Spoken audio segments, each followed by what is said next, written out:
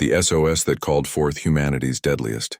Armada Captain Minho sat in his command chair aboard the Terran exploration vessel Wandering Star. The ship had been mapping the edges of known space for 3 months now. It was boring work, but someone had to do it. His crew of 42 men and women were tired and ready to go home. The bridge was quiet that morning. Only the soft hum of computers and the occasional beep of sensors broke the silence.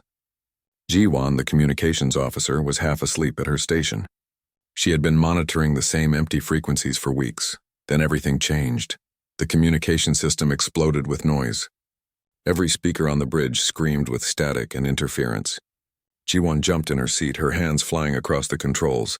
Minho stood up quickly, his heart racing. "What is that?" He shouted over the noise. "I don't know, sir. It's coming through every channel at once."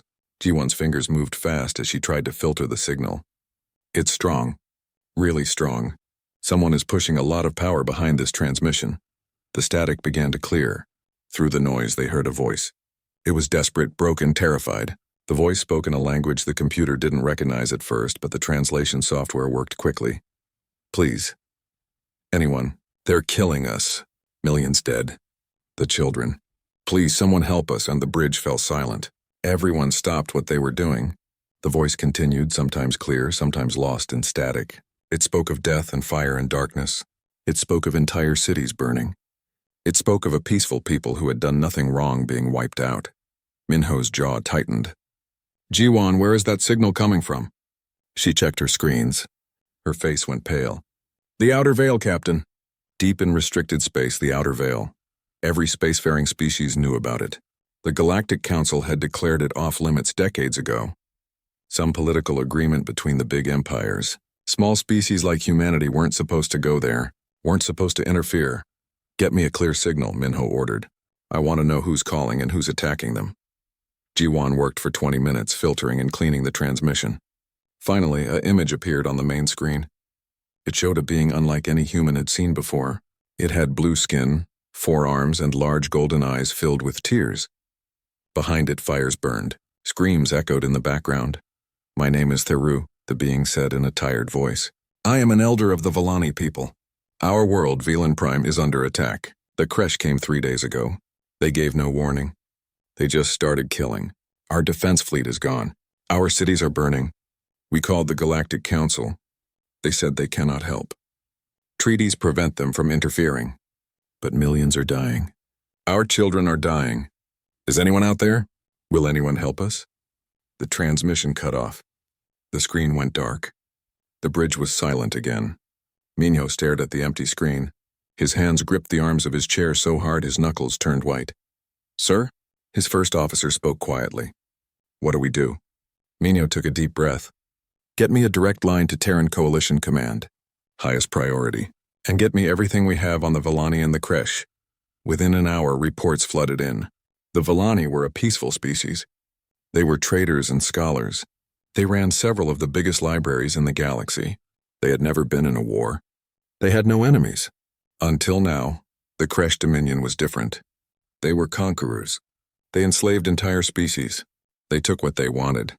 They were strong and brutal and feared by everyone. Even the big empires in the Galactic Council avoided direct conflict with them. The transmission reached Earth and the coalition government in 6 hours. Minho waited.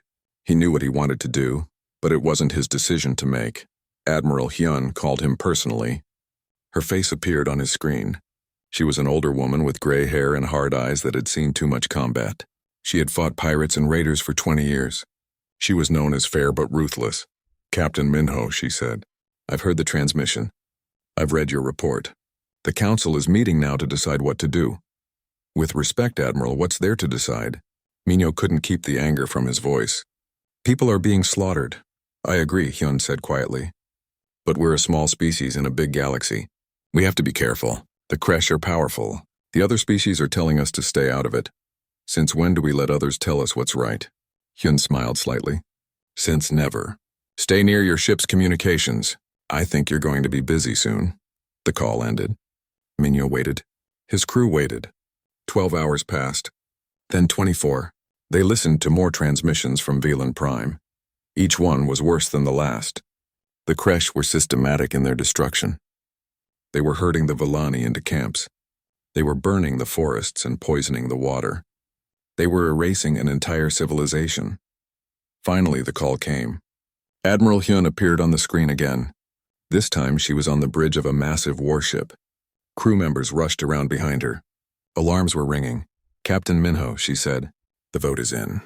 We're going, all of us," Minho repeated. Every ship, every soldier, every Marine. The Terran coalition is mobilizing the entire fleet. We're going to Velan Prime and we're going to stop this. Minho felt his breath catch. The entire fleet. Humanity had never done that before. Even during the border wars, they had only used part of their military. This was everything. The Galactic Council is going to be angry, Minho said. Let them be angry, Hyun replied. Her voice was cold as ice. They had a choice. They chose politics over lives. We choose differently. Get your ship ready, Captain. You're going to guide us in. You know the way.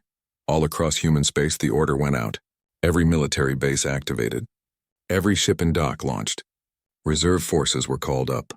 Factory stations shifted to war production. The humans were going to war. On Earth, Counselor Wanchik stood before the Galactic Council's communication channel. Representatives from a dozen elder species appeared on screens around him. They were angry. They demanded humanity stand down. They called it an overreaction. They said humanity was being foolish and aggressive. Wanchik listened to them talk for an hour. Then he spoke. You all heard the same transmission we did. You heard people dying. You heard children screaming. And you did nothing. You hid behind your treaties and your agreements. You let politics matter more than lives. We will not do that. We cannot do that. If that makes us primitive in your eyes, we'll live with that. But we won't live with doing nothing. The Terran Coalition is going to Velan Prime. We're going to stop the crash, and if that starts a war, then so be it. He cut the transmission. The die was cast. There was no going back now. In space, the fleet gathered. Ships emerged from jump points across 73 star systems. Dreadnoughts and carriers, cruisers and destroyers, corvettes and frigates, support ships and hospital vessels, troop carriers carrying 200,000 Marines, supply ships loaded with ammunition and fuel. It was the largest military force humanity had ever assembled. 847 warships, thousands of fighters, an armada that could level planets or save them. Admiral Hyun stood on the bridge of her flagship, the massive dreadnought Indomitable. Around her, the fleet assembled in perfect formation. She thought about the desperate voice in that transmission. She thought about the Velani children. She thought about doing what was right even when it was hard. All ships report ready, Admiral, her first officer said. Hyun nodded. Set course for Velan Prime, maximum speed. We've wasted enough time already. The fleet jumped into hyperspace. They were 3 weeks away from the outer veil. 3 weeks from the crash. 3 weeks from a battle that would change the galaxy forever. Humanity was coming, and they were bringing everything they had. The SOS that called forth humanity's deadliest armada. The news spread fast. Within days, every species in the galaxy knew that humanity was mobilizing for war. The reaction was mixed. Some were curious. Some were worried. Most thought the humans were making a terrible mistake. On the dreadnought Indomitable, Admiral Hyun walked through the corridors of her ship. Crew members saluted as she passed. She could see the determination in their eyes. They knew what they were heading toward. They knew many of them might not come back, but not one person had refused the call. Hyun reached the command deck and looked out at the fleet through the massive windows. Ships stretched in every direction. The formation was perfect. Each captain knew their position. Each crew had trained for this. Her second-in-command, Commander Taeyong, approached with a data pad. Admiral, the supply situation is good. We have enough ammunition and fuel for a sustained campaign. Medical supplies are at full capacity. The hospital ships are ready. Good, Hyun said. What about the Marines? Colonel Do-yun reports his forces are prepared. Morale is high. They want to fight, Hyun nodded. She had served with Do-yun before. He was a good soldier and a better man. If anyone could lead a ground assault against the crash, it was him. 3 decks below in the Marine section, Colonel Do-yun gathered his officers. The room was packed with men and women in combat armor. These were the 7th Terran Marines, the best assault force humanity had. They had fought pirates and criminals, but never anything like this. Listen up, Do-yun said. His voice was calm but firm. We've all seen the reports. We know what the Kresh are doing. We know what we're going to find on Velan Prime. It won't be pretty. There will be camps. There will be bodies. There will be survivors who need us. We're going in hard and fast. Our job is to break their defenses and save as many Vellani as we can. Questions? A young lieutenant raised his hand. Sir, what if we're too late? What if they're all dead? Doyen looked at him. Then we make sure the Kresh pay for it. But I don't think we're too late. They're keeping some alive. Slavers always do. We just have to get to them in time. He dismissed the officers. As they left, Doyen sat down alone. He pulled out a small photo from his pocket. It showed his daughter, age 7, smiling at the camera. He thought about the Vellani children in those camps, someone's daughters and sons. He put the photo away and stood up. There was work to do. In the hospital ship Mercy's Hand, Dr. Suman prepared her staff. She was the chief medical officer for the fleet. Her ship had beds for 10,000 patients. She hoped they wouldn't need them all, but she prepared anyway. We don't know much about Vellani biology, she told her doctors.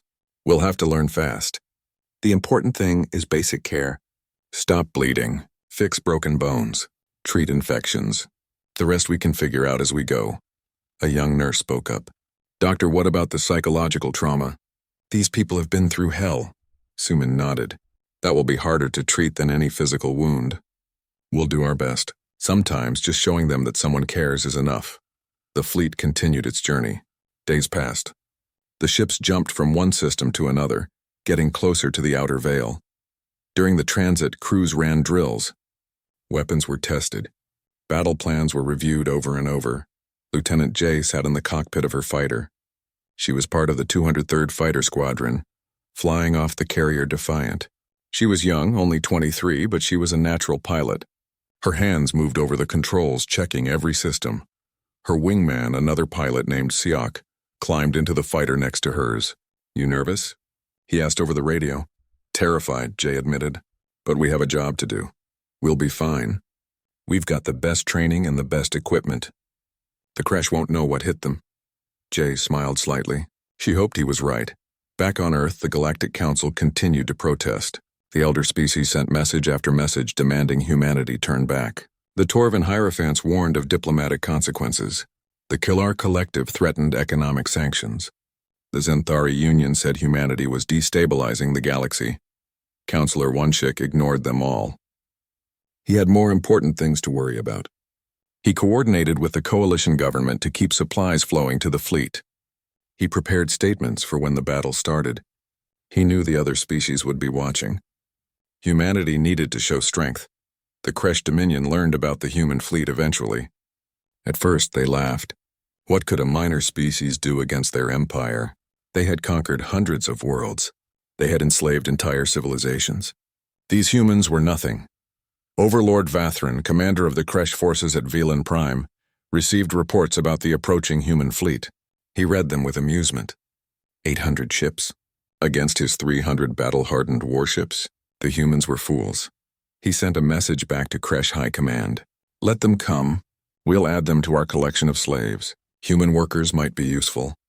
On Velan Prime, the surviving Vellani waited. They were herded into massive camps surrounded by energy barriers. Kresh guards watched them constantly. Anyone who resisted was killed immediately. The Vellani had lost all hope. Their calls for help had gone unanswered. They were alone. Elder Theru, who had sent the original distress call, sat in a corner of one camp. He was surrounded by children trying to comfort them. They were hungry and scared. Many had watched their parents die. Theru told them stories, trying to distract them from their nightmare.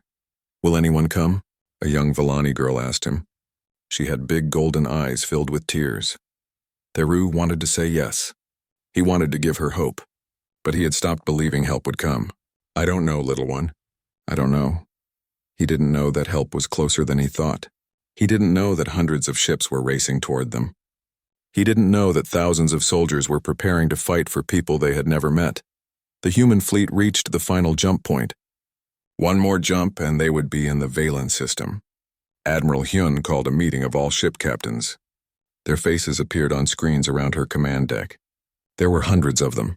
Captains, Hyun began, we're about to jump into a combat zone. The Kresh have 300 warships defending Velan Prime. They also have ground forces on the planet. We're outnumbered, but we have surprise and determination on our side. Our mission is simple. Destroy the Kresh fleet, liberate the planet, and save as many Villani as we can. I won't lie to you. This will be bloody. Some of us won't make it home. But what we're doing here matters. We're showing the galaxy that someone still believes in doing the right thing. Are you ready? Yes, Admiral, they answered together. Good. May whatever gods you believe in watch over us all. Admiral Hyun out, the transmission ended. Each captain returned to their bridge. Orders were given. Crews took their positions. Weapons were armed. Shields were powered up. Fighters launched from carriers and took formation around the larger ships. In his fighter, Lieutenant J took a deep breath. Her hands were steady on the controls. Around her, 100 other fighters waited for the signal. On the Indomitable, Admiral Hyun sat in her command chair. Her officers stood at their stations. The bridge was quiet except for the hum of systems. Everyone was focused. Everyone was ready. All ships report ready, Admiral, Commander Taeyong said. Hyun looked at the screen showing the jump coordinates. On the other side was the enemy. On the other side was a war. On the other side were people who needed them. Signal the fleet, Hyun ordered. All ships jump on my mark. 3, 2, 1, mark. Space twisted. Light bent. The entire fleet vanished from normal space and jumped into the Velan system. The Battle of Velan Prime was about to begin. The SOS that called forth humanity's deadliest armada. The human fleet appeared in the Velan system like a thunderstorm. One moment space was empty. The next 847 warships materialized in perfect battle formation. The sudden appearance created ripples in space itself that every sensor in the system detected. On the bridge of his command ship, Overlord Vathran stared at his screens in disbelief. His tactical officer was shouting numbers, but Vathran barely heard him. 800 ships. The humans had brought 800 ships. Overlord, they're moving into attack formation, his officer said. They're not requesting communication. They're not negotiating. They're just coming straight at us. Vathran found his voice. Open a channel to them. Tell them to stand down or be destroyed. The communication was sent. For a moment, there was silence. Then a response came back. It was just one word from Admiral Hyun. No, that was all, just no. Then the human fleet opened fire. The battle began with a storm of missiles. Thousands of them launched from the human ships, streaking through space toward the Kresh fleet. The Kresh defense systems activated, shooting down missiles by the dozens, but there were too many. The first wave hit. Kresh shields flared and died. Explosions bloomed across their hulls. 3 Kresh cruisers were destroyed in the first 30 seconds. The Kresh fleet scrambled to respond, but the humans weren't done. The human dreadnoughts fired their railguns. Massive slugs of metal accelerated to incredible speeds punched through space. They hit with the force of small meteors. Kresh ships that had survived the missiles now found holes torn through their armor. One Kresh battleship broke in half, spilling atmosphere and crew into the void. Return fire, Vathran screamed. All ships, return fire. The Kresh fleet responded. Their energy weapons lit up space with beams of deadly radiation. Their own missiles launched. They had been in many battles before. They were experienced warriors, but they had never fought anyone like the humans. The human fleet moved like a living thing. They used a tactic they called the hammer formation. The big dreadnoughts and battleships formed the center, advancing slowly and firing constantly. The faster cruisers and destroyers split into groups, flanking the Kresh from multiple directions. The Kresh found themselves being attacked from 6 different angles at once. On the Indomitable, Admiral Hyun watched the battle unfold. Her tactical display showed both fleets, red icons for the Kresh and blue for the humans. Focus fire on their command ships, she ordered. Take out their leadership and they'll break. Yes, Admiral, her weapons officer replied. The Indomitable turned slightly and fired its main guns. The shots hit a Kresh command vessel, overwhelming its shields. A second volley destroyed it completely. In space, Lieutenant J and her fighter squadron engaged Kresh fighters. The enemy craft were fast and dangerous, but they fought as individuals. The human fighters worked as teams. 4 humans would target one Kresh, attacking from different directions. When the Kresh turned to face one threat, another would strike. J locked onto a Kresh fighter. Her targeting computer beeped. She fired. Her missiles streaked forward and hit. The Kresh fighter exploded. Splash one, she reported calmly. Good kill, J, Her squadron leader replied. Watch your 6. 3 more coming in. Jay rolled her fighter and dove. Enemy fire streaked past where she had been.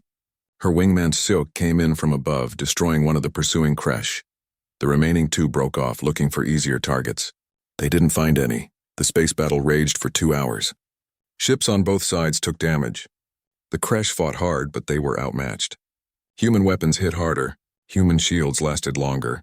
Human tactics were better. Slowly but surely, the Kresh fleet was being destroyed. While the space battle continued, Colonel Doyen prepared his Marines for the ground assault. Troop carriers moved toward Valen Prime, escorted by destroyers that cleared a path through the fighting. Listen up, Doyen said to his battalion commanders over the radio. Intelligence shows Kresh forces at multiple locations on the surface. Their main base is here. He highlighted a spot on the map. That's where their command is. But our priority is the camps. The Vallani civilians are being held in 6 major camps. We hit all 6 at once. Fast and hard. Break through, secure the civilians, and set up defensive positions. Questions? There were none. Every Marine knew their job. They had studied the maps. They had practiced the assault. Now it was time to do it for real. The drop pods launched, hundreds of them, falling toward the planet like metal rain. Kresh ground defenses opened fire. Anti-aircraft weapons lit up the sky. Some pods were hit and destroyed, but most made it through. Doyen's pod hit the ground hard. The impact jarred his teeth, but he was already moving. The pod door blew open. He stepped out into hell. The camp was huge. Energy barriers surrounded it, keeping thousands of Vallani trapped inside. Kresh soldiers were everywhere, armed and ready, but they had expected an attack from outside. They hadn't expected humans to land right on top of them. Doyen's Marines came out of their pods firing. Their rifles were designed to punch through armor. Their grenades were designed to destroy fortifications. They moved in teams, covering each other, advancing steadily. A Kresh soldier appeared from behind a building. He was bigger than any human, with thick armor and a powerful weapon. He raised it to fire. Doyen was faster. 3 shots to center mass. The Kresh went down. Move up, Doyen shouted. Get to that barrier generator. His team pushed forward. The fighting was intense. The Kresh were tough and didn't give up easily. But the Marines had surprise and determination on their side. They reached the generator that powered the camp's barrier. A Marine placed charges on it. Everyone took cover. The explosion was deafening. The barrier flickered and died. The Vallani inside stared in shock as armed figures in strange armor came running in. We're here to help, Doyen shouted. He pulled off his helmet so they could see his face. We're humans. We heard your distress call. You're safe now. The Vallani didn't move at first. They couldn't believe it. Then Elder Therug stepped forward. His golden eyes were wide with disbelief and hope. You came, he whispered. You actually came? Of course we came, Doyen said. Now get your people together. We need to move you to a safe zone. Similar scenes played out at the other 5 camps. Marines stormed in, destroyed the barriers, and freed the prisoners. The Kresh tried to stop them, but they were overwhelmed. Human soldiers fought with a fury the Kresh had never seen before.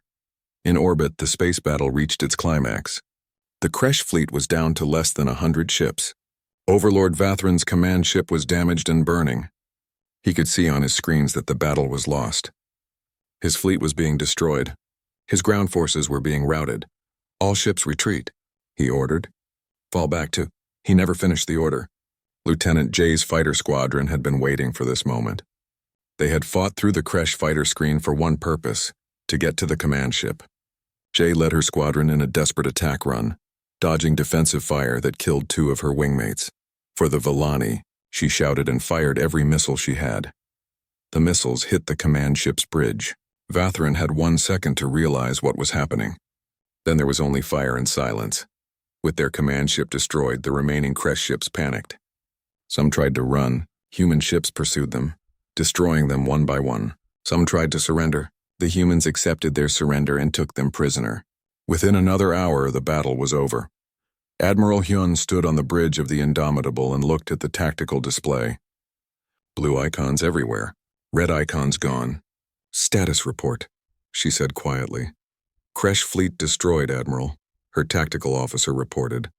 We lost 42 ships, 37 more heavily damaged. Casualty reports still coming in, but estimates are around 7,000 dead, 15,000 wounded.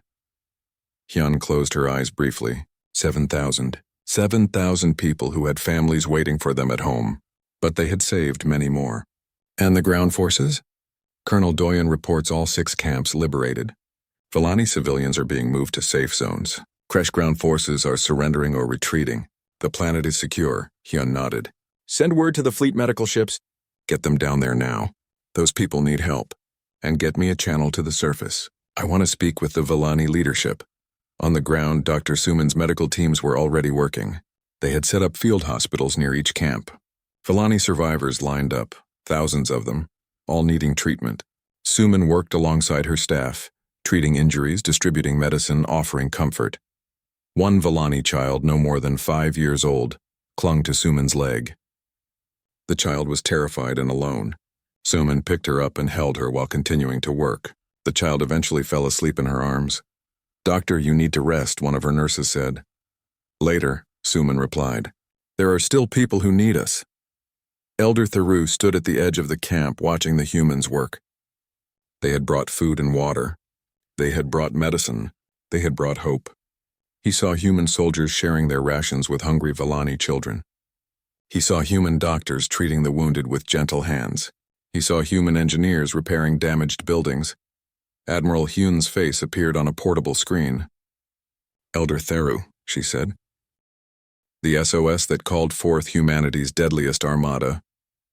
3 days after the battle, Velan Prime was transforming from a prison planet back into a home. Human engineers worked around the clock to restore power to the cities. Medical teams treated the wounded and sick. Supply ships brought food, water, and medicine from human worlds. The recovery was massive, but the humans approached it with the same determination they had shown in battle. Dr. Suman walked through the largest refugee camp. Her medical team had set up a field hospital that now served 5,000 Villani. She was exhausted. She hadn't slept more than a few hours since the battle ended, but every time she tried to rest, another patient needed her. A young Villani mother approached her. She was carrying a small child who was coughing badly. Please, doctor, the mother said in broken English that she had learned from the translation devices the humans provided. My daughter is very sick. Suman took the child and examined her. Infection in the lungs, probably from the poor conditions in the camp. She had treated dozens of similar cases. She'll be okay, Suman told the mother. We have medicine that will help. Come with me. As she treated the child, Suman thought about everything she had seen in the camps. The creche had been cruel beyond imagination. Families separated, children orphaned, entire bloodlines erased. The physical wounds would heal. The mental ones would take much longer. Across the camp, Colonel Doyen supervised the construction of temporary housing. His Marines had become construction workers, using their engineering equipment to build shelters. The Villani needed places to sleep that weren't surrounded by the memories of their imprisonment. A group of Villani children followed Doyen everywhere. They had attached themselves to him since the first day. He didn't mind.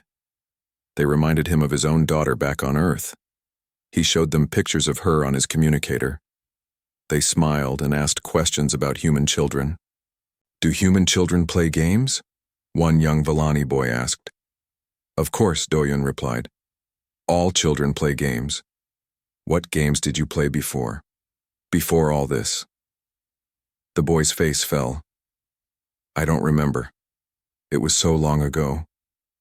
Doyen put a hand on the boy's shoulder. You'll remember and you'll play again, I promise. In orbit, Admiral Hyun dealt with a different kind of work. The Galactic Council was in an uproar.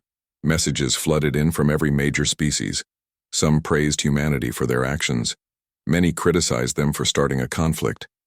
The Kresh Dominion was threatening total war against humanity. Counselor Wanchik's face appeared on her screen. He looked tired, but satisfied. Admiral, the Council wants to hold emergency hearings about what happened here. They're calling it an unprovoked attack. Unprovoked? Hyun couldn't believe it. The Villani were being exterminated. I know. But the Kresh have powerful friends. Some species trade with them. Others fear them. They're trying to paint us as the aggressors.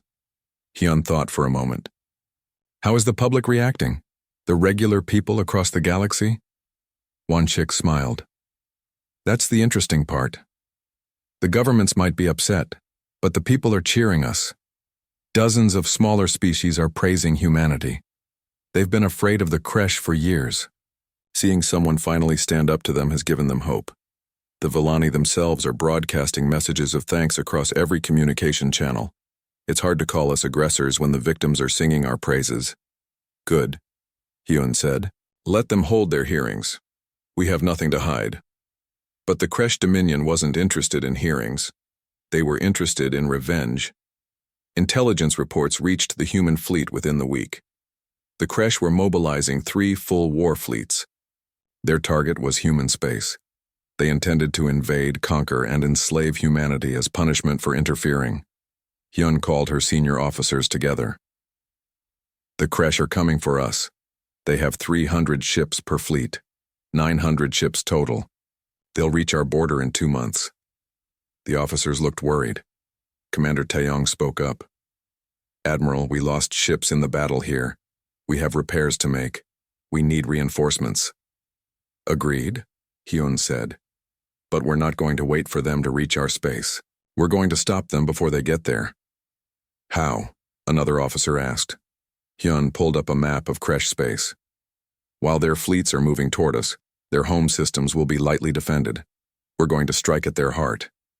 If we can take or destroy their main worlds, the war fleets will have to turn back. It's risky, but it's better than letting them attack our colonies. The officer stared at her. What she was suggesting was audacious. Strike deep into enemy territory while outnumbered? It was either brilliant or suicidal. Maybe both. I volunteer, Colonel Doyen said immediately. My Marines will go wherever you need us. One by one, the other officers volunteered. They knew the risks. They didn't care. They had come this far. They would see it through. On Valen Prime, Elder Theroux met with Admiral Hyun in person. The Admiral had come down to the surface to see the progress firsthand. Theroux brought her to a memorial that the Villani had built. It was a simple stone monument with the names of everyone who had died in the Kresh attack carved into it. There were thousands of names. 1.3 million dead, Theroux said quietly. That's how many we lost. Out of a population of 5 million, the Kresh killed 1 in 4 of us. Hyun stood silently, reading the names. She recognized none of them, but each one represented a life. A person with dreams and family and hopes, all taken by senseless violence. Admiral, Theroux continued, I've heard the reports. The Kresh are sending fleets to attack your people. This is our fault. You came to help us, and now you're in danger. No, Hyun said firmly. This is not your fault. You did nothing wrong. You called for help and we answered. What happens next is on the Kresh, not on you. Still, Theroux said, the Villani owe you everything. If there is any way we can help, we will. Hyun thought about this. Actually, there is something. We need information about Kresh space. Trade routes, defense positions, supply lines, anything you have. The Villani were traders for centuries before the attack. We mapped most of known space, including Kresh territory. I'll have our navigation archive sent to your ships immediately. Back on Earth, the coalition government was working overtime. New ships were being built in emergency construction programs. Reserves were being activated. The entire Terran economy was shifting to support the war effort. Humanity had been attacked, before by pirates and raiders, but never by a major power. This was different. Counselor Won-shik addressed the coalition assembly. The Kresh think they can intimidate us. They think we'll back down now that they're sending their fleets. They're wrong. We didn't come this far to give up now. We saved the Villani because it was right. Now we'll defend ourselves because we must. I'm asking this assembly to approve the mobilization of additional forces and the authorization for offensive operations in Kresh space. The vote was unanimous. Humanity was going to war, fully and completely. In the camps on Valen Prime, the Villani survivors heard about the Kresh war fleets coming for the humans. They were terrified for their rescuers.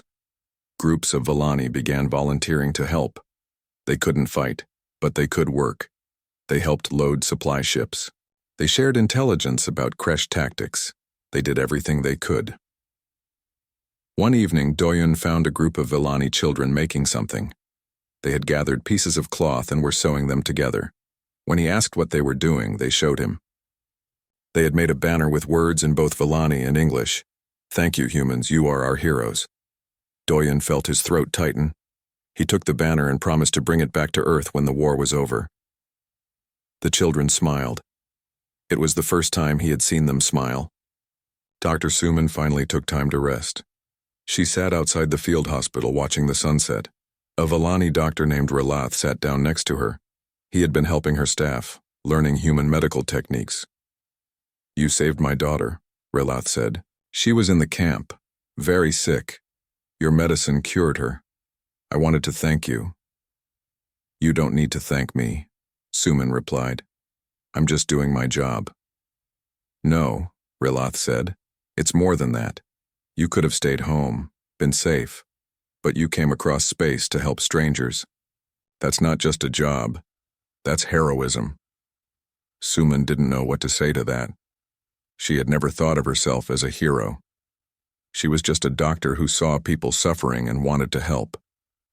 High above, the human fleet prepared to leave. Repairs had been made. Reinforcements had arrived from nearby human systems. The fleet was larger now, over 1,000 ships. Admiral Hyun had organized them into battle groups, each with a specific target in Kresh space. She sent one final message to the Villani people. "You are safe now. We're leaving ships here to protect you while you rebuild. But the main fleet is moving out. We have to stop the Kresh before they reach our homes. Thank you for your bravery. Your people survived something terrible. Now you'll recover and thrive. We'll make sure of it." The message was broadcast across Valen Prime. Thousands of Villani gathered in the open to watch the human fleet depart. They waved and cheered. Children held up signs. Adults cried tears of gratitude. As the ships lifted into orbit, Elder Thera stood on a hill overlooking the capital city. The city was damaged but not dead. Lights were coming back on, people were returning to their homes. Life was beginning again. The SOS that called forth humanity's deadliest armada. The Kresh home system of Kreshvar had never been attacked. For 300 years the Kresh Dominion had conquered others, but no one had dared strike at their heart. The system was defended by orbital weapons platforms, defense satellites, and a standing fleet of over 100 warships. The Kresh believed they were untouchable. They were wrong. The human fleet emerged from hyperspace at the edge of the system. Over 1,000 ships appeared at once, their arrival creating massive energy signatures that every sensor detected immediately. On Kreshvar, alarms began to sound. The Kresh High Command scrambled to respond, but they were caught completely by surprise. Admiral Hyun didn't give them time to organize. "All ships, execute Thunder Run. Go, go, go." The fleet split into smaller battle groups. They moved fast, using the momentum from their hyperspace exit to accelerate even faster. They didn't slow down. They didn't stop. They just charged straight toward the inner system, firing as they went. The Kresh defense platforms opened fire. Beams of energy and missiles streaked through space. Human ships took hits. The destroyer Valiant exploded when a missile breached its reactor. The cruiser Defiance lost half its crew when an energy beam cut through its hull. But the fleet didn't stop. They kept coming.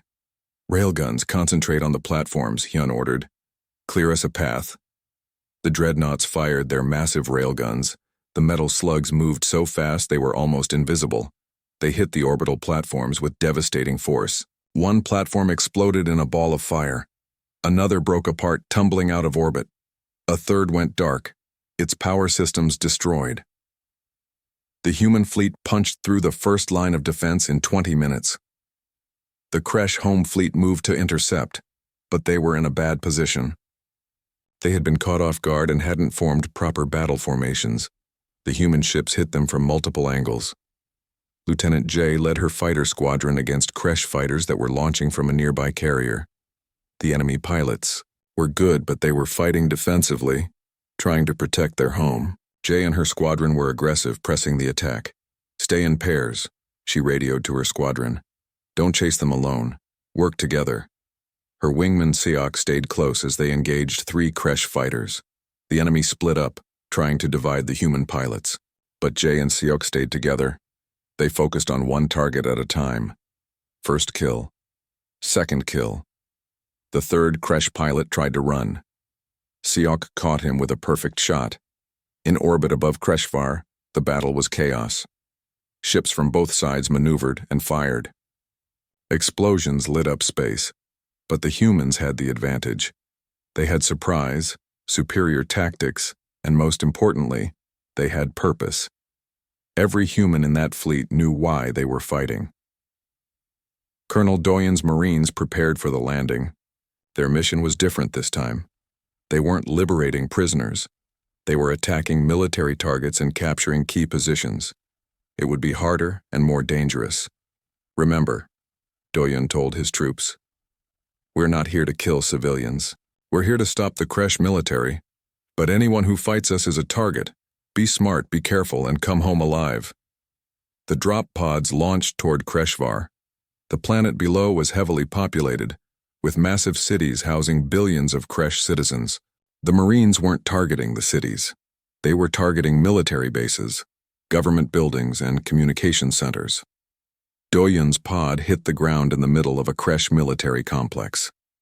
Soldiers poured out of nearby buildings, ready to defend their home world.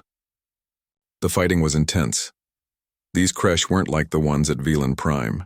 They were defending their families and their planet. They fought with desperation. But the human Marines were professionals. They moved in coordinated teams, using cover and supporting fire. They called in airstrikes from overhead ships. They used drones to scout ahead. Slowly but surely, they took control of the complex. Inside the main command building, Doyen's team found the Planetary Defense Command Center. Kresh officers were still at their stations trying to coordinate the defense. When the humans burst in, the Kresh reached for their weapons. Doyen's Marines were faster.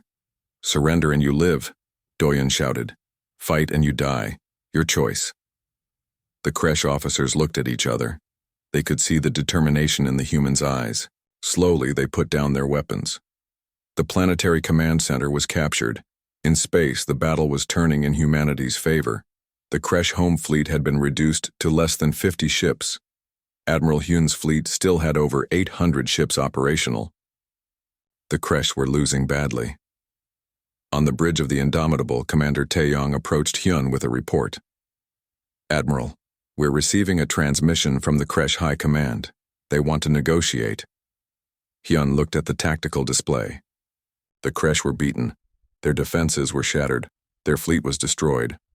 But the war fleets they had sent toward human space were still out there. Those fleets had to be stopped. Open the channel, Hyun said. A Kresh leader appeared on the screen. He was old, with scars covering his face from many battles. His name was Overlord Kravik, Supreme Commander of the Kresh military. He looked tired and angry. Human Admiral, Kravik said, you have proven your point. You have shown your strength. What do you want? Peace, Hyun said simply. Immediate peace. Recall your war fleets that are heading toward our space. End your attacks on other species. Release all the slaves you've taken over the years. Disarm your military. And submit to a war crimes tribunal for what you did to the Volani and others. Kravik's face showed shock. You want us to surrender completely, to disarm? That's unacceptable. Then we continue this war, Hyun said coldly. We'll destroy every military installation on your worlds. We'll blockade your planets. We'll make sure you can never threaten anyone again. Your choice. Kravik was silent. He looked at something off-screen, probably advisors giving him information. Finally, he spoke. You would really do it? Destroy us completely? We didn't want this war, Hyun replied. You chose it when you decided to exterminate the Volani. You chose it when you sent fleets to attack us, but yes, if you force us to, we will finish it. We came this far. We won't stop now. Another long silence. Then Kravik slumped in his chair. We accept your terms. I'm ordering our war fleets to stand down. We surrender. The transmission ended. On the bridge of the Indomitable, nobody cheered. They had won, but the cost had been high. Hundreds of human ships damaged. Thousands of crew members dead. It was a victory, but not a happy one. Across the galaxy, news of the Kresh surrender spread rapidly. The species that had dominated and terrorized others for centuries had been defeated in less than 3 months by a species most had dismissed as primitive. The shock was immense. The Galactic Council convened an emergency session. The elder species didn't know what to do. Humanity had just proven they were a major military power. They had also proven they would act when others wouldn't. The political balance of the galaxy had shifted dramatically. Counselor Oneshik stood before the council. He had prepared a speech, but decided to speak from his heart instead. We didn't want to be conquerors, we still don't. We just wanted to help people who were being killed. You all could have helped them. You chose not to. We chose differently. Now the Kresh are defeated. What happens next is up to all of us. We can work together to build something better. Or we can let the fear and politics continue. We prefer to work together. But we'll do what we must to protect the innocent. The Villani representative, Elder Theru, spoke next. He had been invited to join the council as an observer. My people owe humanity our existence. Without them, we would all be dead.